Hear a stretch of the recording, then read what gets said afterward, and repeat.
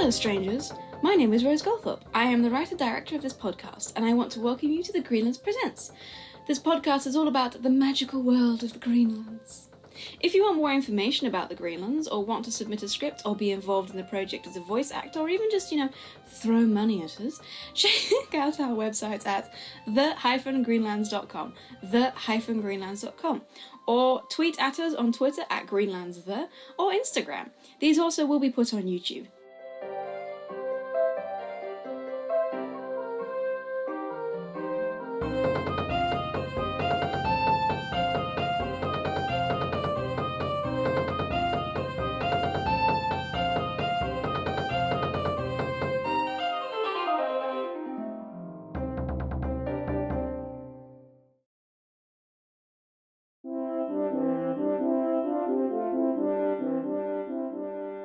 I'm very excited for this new season called The Baroness's Beef. Called that because she has beef with everyone. It's a problem. As with the previous two seasons, we meet a new cast of people and also meet some old returning favourites. This season we get to meet Adamant's family and find out why it is that he is like that. The events of this season occur while the boys are away at school and then on their quest to the Sisters of the Middle Sun, so it runs parallel to the Knights Erratic. As more episodes from this new season come online, we will be removing old episodes of the Knights Erratic and putting them up on YouTube and on an archive on our website on thegreenlands.com. For this episode of The Baroness's Beef, I would like to thank our amazing cast: Andrew Veale, Charles Knode, David McCran, Helen Varey, Kitty Bennet, Linda Dootson, Sam Parry, Sophi Cole, Vicky Holding and Zoe Cunningham. I hope you all have a lovely and fantastic week.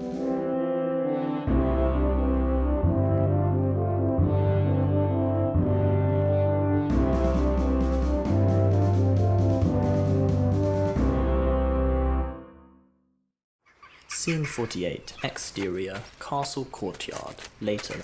The Baron comes raging back into his courtyard with his servant. He indicates to his servant that he is to go somewhere and find someone. The servant vanishes through a door. Where is everyone? Harry? Bill? A young woman comes out of a side door, carrying a basket of washing. Ah, Alice, have you seen Robin? He be cleaning the privy master. Well? The old woman hurries away, and Ethelberta strolls, with Imelda, into the courtyard from the garden entrance. Oh, hello, Harold. Had a good hunt? No, blackguards stole my crossbow. Who, dear? Those stupid bandits that live in the cave at the top. I suppose we could have the smith make another. Not really likely. I'm going up there with the lads to get it back. Aren't there quite a few bandits? Dunno.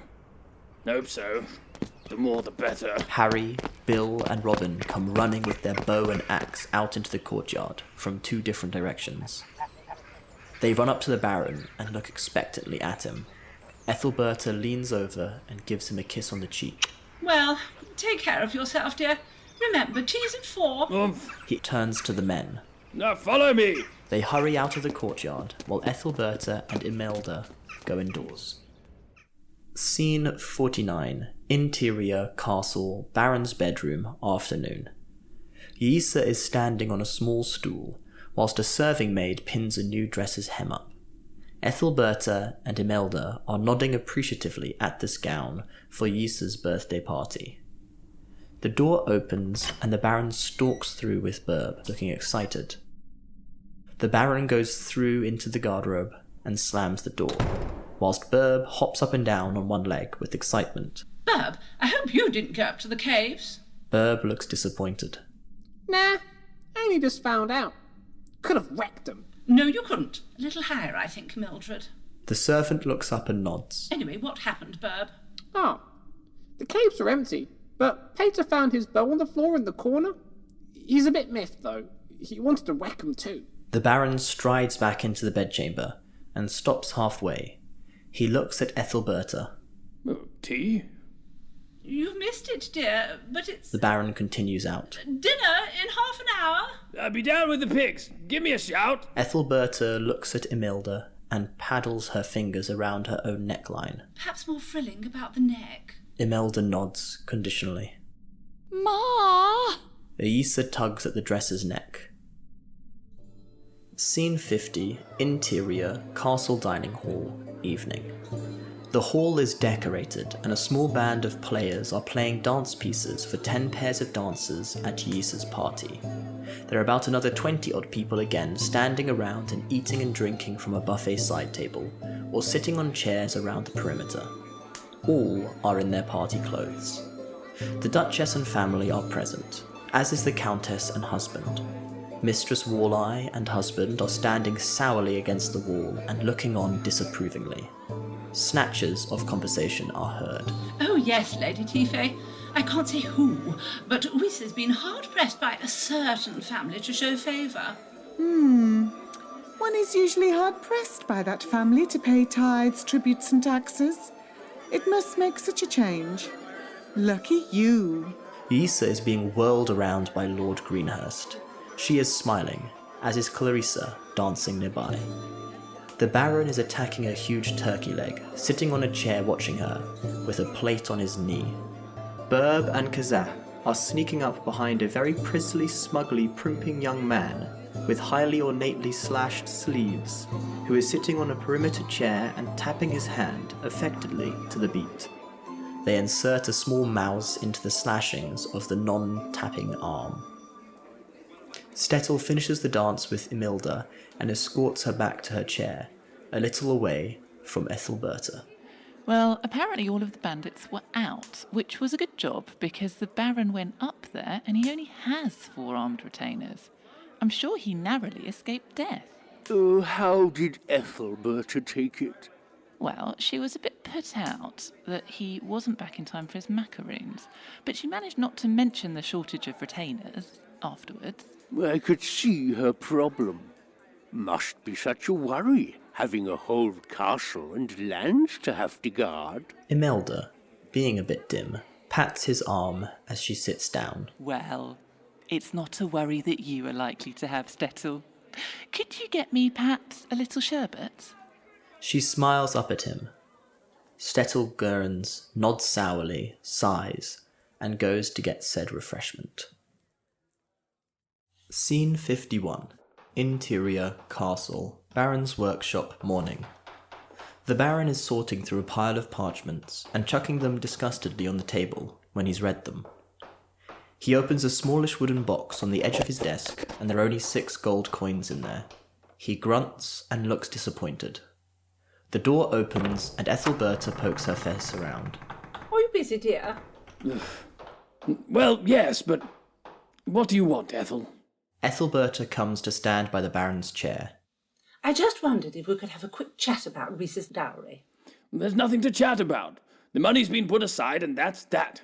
Ethelberta takes a nearby stand chair and drags it to sit next to the Baron. He looks suspiciously at her. After chatting with the Duchess at Whis's party last night, I really suspect from what she let drop that the dowry we're going to communicate to her won't be enough. Oh, it will it? Well, tough. She won't be marrying into our family then. Well, she said that, despite the couple coming to live at Greatlands Castle, Lord Greenhurst will still have stiff expenses like carriages and armed retainers for his wife. Why? Is someone going to kidnap Whis then? Ethelberta wriggles uncomfortably. Well, no, but I thought that if we could just increase the size of the dowry... Oh, you did you? Well, then the Duchess might be more inclined to... Wipe her backside on my wallet then, eh? Ethelberta looks shocked and disgusted. Harold, What's for dinner, Ethel? Fish?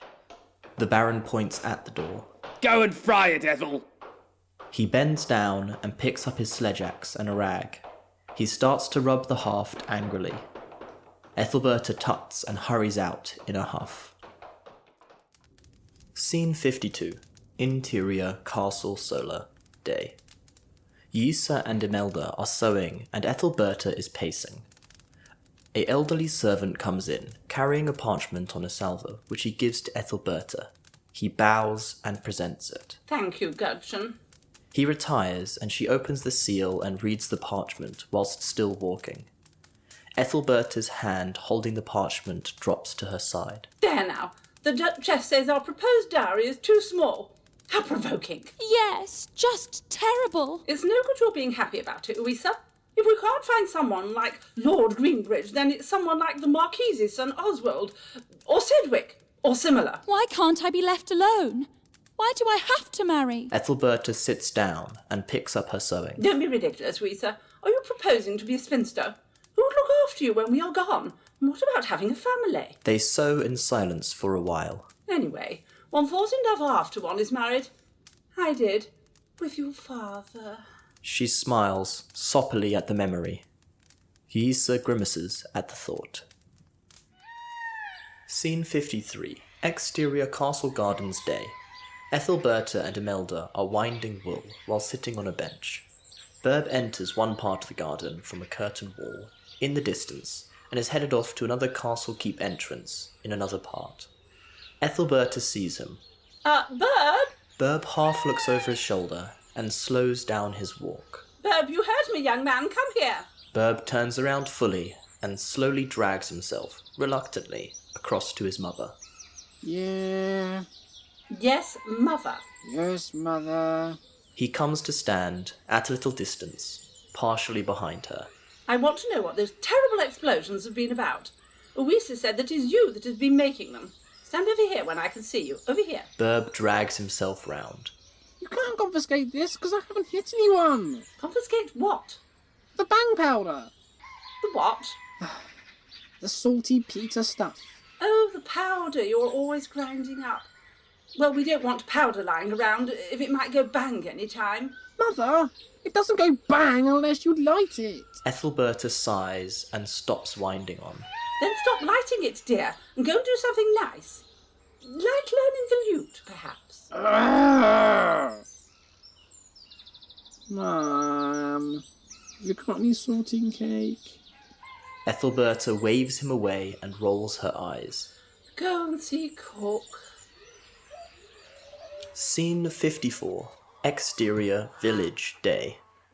Yisa and Ethelberta are approaching the village carrying their visiting the poor baskets. I don't care what you say, Mother. I'm not marrying him. They enter onto the high street and an old woman sitting sunning herself outside of her cottage, upon espying them, suddenly jumps up, runs inside and slams her door. Ethelberta, seeing her, raises her eyebrows but carries on walking. Goody Gumption's tetters must be better, I suppose. He's sort of vacant, with nothing much to say. A youngish woman suddenly shoots out of an approaching door, grabs her small infant which is playing nearby, rushes in with him and slams the door. Ethelberta raises her eyebrows further. Little Gavin must be better now as well, I presume. Anyway, I don't want to live in that gigantic drafty castle with the horrid Duchess. Another woman rushes out of another cottage, unhitches her goat from the rope fastened to the wall, and tries to tug it inside. She finally wins her battle with it, and then slams and bolts the door. Ethelberta suddenly stops walking, along with Yisa. She looks confusedly at Yisa. Do you know, Isa, if I didn't know better, I would think that the villagers didn't want to be cured. Scene 55. Interior Castle Solar, afternoon. The Duchess is attending Ethelberta's tea with her two attendants, as well as Imelda and Yisa. She waves her fingers over her refreshed cup, and the tea stirs itself. She and her attendants are in their usual awe-inspiring green elvish court gowns. The Duke and I understand that times are tight, but things can perhaps be remedied by the addition of such small concessions as... She shrugs nonchalantly. The Baron paying for Wisa's lady's maid, perhaps. Ethelberta leans forward and nods, deferentially. Perhaps his providing a 10-year trousseau instead of a 3-year one. Imelda nods. 10-year? The Duchess looks distastefully at her. I quite understand. Yes, I do too.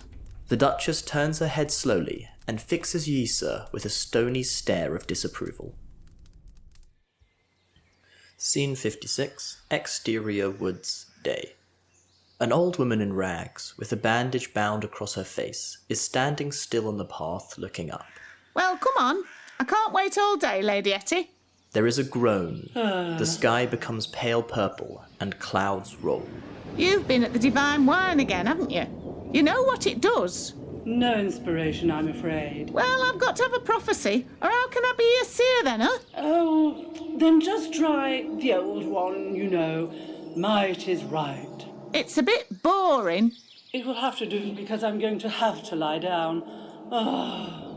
There is distant thunder. The clouds roil in deep purple, in the pale purple sky. Lots of dark purple and gold eyes appear, sprinkled amongst the cloud for a few seconds, and then the sky clears. Ethelberta and Imelda approach the seer, along the woodland track. They are carrying covered visiting baskets. Ethelberta sees the seer, and comes towards her, and she looks worriedly at her.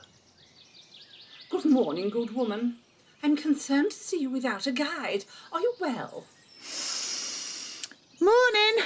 I'm well enough. I don't want no visiting, you know. She nods at the baskets. And I don't need a guide. These bandages are because I see too well. Oh, you're a seer. Oh, do ask her, Bertie. Ethelberta rootles out some small coins from the scrip at her waist. She takes the seer's hand and puts the coins into it. Here, good woman, could I offer some coins for a prophecy? You could. What is it then, mother? The seer turns her head upwards and appears to listen for a few seconds, for effect. She then holds up her finger. Your prophecy is that might is right. Might is right. Well, didn't you hear me? Oh, yes, good woman. Then I'm off. Can't stay here yattering all day. She walks away.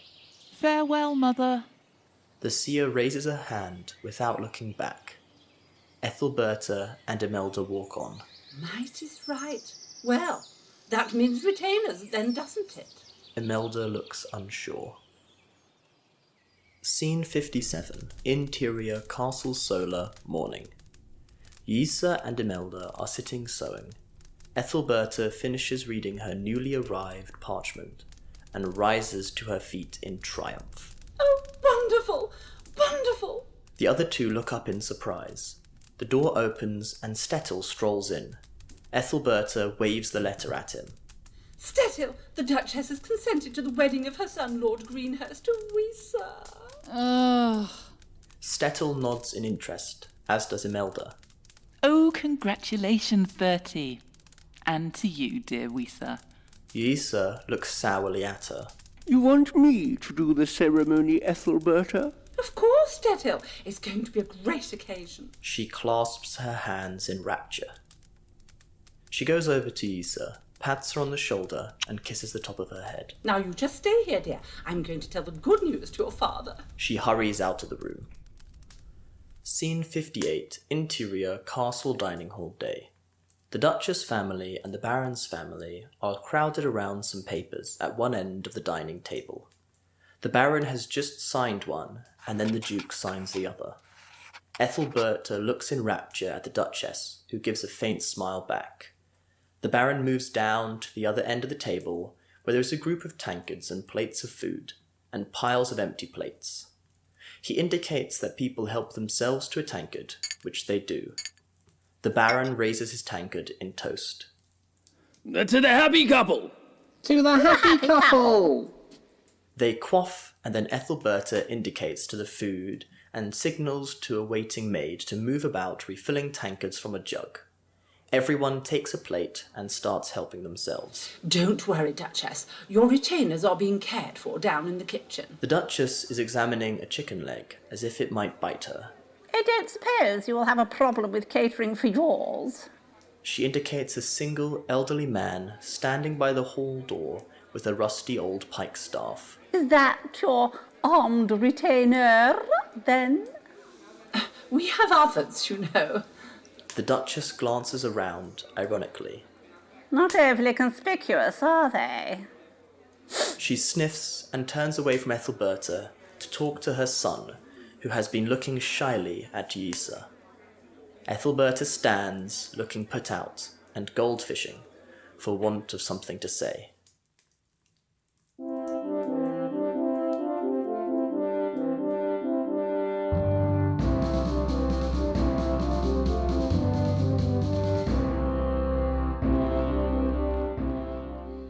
that was an episode of The Baroness's Beef from the Greenlands Presents. I'd like to thank the brilliant Steve Cummings for editing this episode, and the amazing David Berlin for making the music.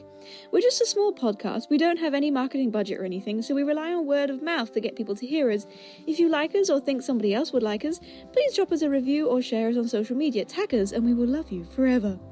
If you want to know more about the worlds of the Greenlands, or want to sell your spirits to an ancient and dark nature god, check out thegreenlands.com, the-greenlands.com. If you want to access our archive of previously seasons, check out YouTube channel The Greenlands Official. We love you all. Don't get cursed by a witch. See you next time.